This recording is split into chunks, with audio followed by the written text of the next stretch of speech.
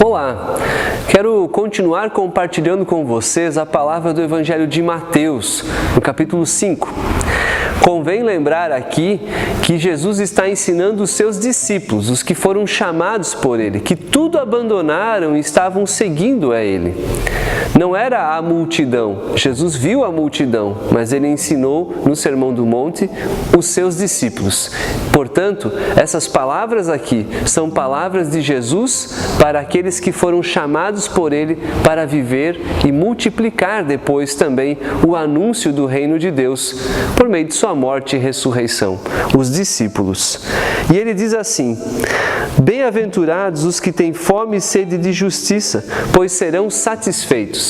É o versículo 6 do capítulo 5 do Evangelho de Mateus. Talvez a gente ouvindo esse texto, diríamos que ter fome e sede de justiça seria brigar num tribunal, buscar os seus direitos, querer exigir os direitos que a gente tem. Hoje, cada vez mais, existe uma disputa imensa entre direitos, entre prioridades que se deve dar no direito. Existe uma discussão muito ampla e pessoas que, inclusive, querem viver dos seus direitos, abrir processo atrás de processo e talvez conseguir até algum dinheiro com isso.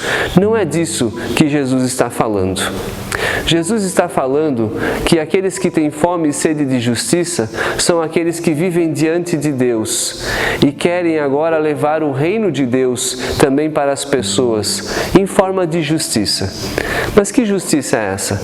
É a justiça que enxerga a pessoa com um valor inestimável, com um valor inigualável, com um valor que não pode ser mensurado, medido.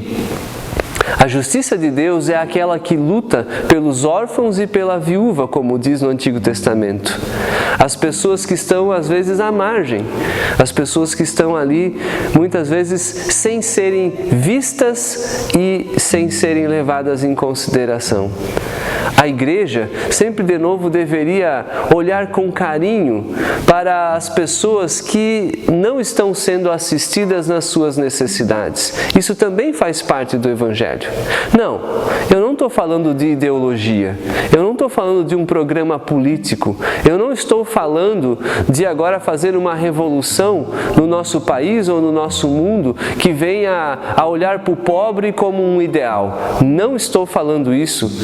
Estou falando que nós, como cristãos, somos chamados a realmente olhar para esse mundo e perceber que as injustiças acontecem e que nós podemos sim desejar e aguardar em Deus que a justiça dele venha a prevalecer nesse mundo.